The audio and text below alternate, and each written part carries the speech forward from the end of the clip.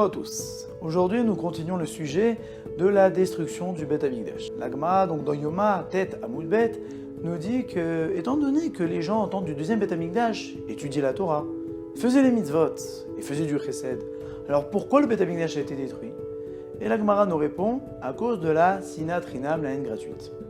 Le Rav Dessler demande comment se fait-il que le Yetzer Hara s'est concentré à faire fauter les gens sur la sinat rinam, la shonara, la jalousie, et les a laissés tranquillement étudier la Torah, faire des mitzvot, faire du chesed, alors qu'il aurait été plus judicieux et bénéfique pour lui de se concentrer sur la Torah ou sur le chesed.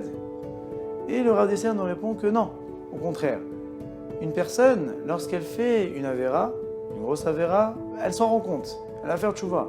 Alors que si le Yetzer Hara l'a fait fauter sur plein de petites avérotes par-ci par-là, bon, ça c'est petit, ça c'est plus...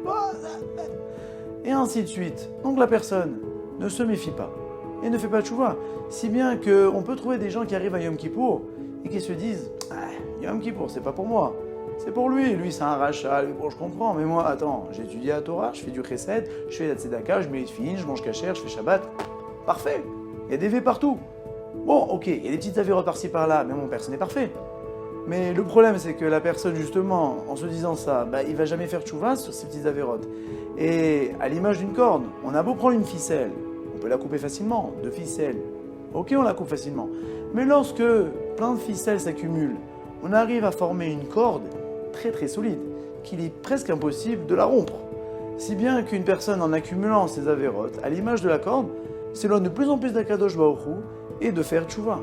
Donc, ce que nous devons voir de là, c'est que ces petites avérotes, nous devons nous y méfier, parce que ça a beau être petit, mais c'est costaud.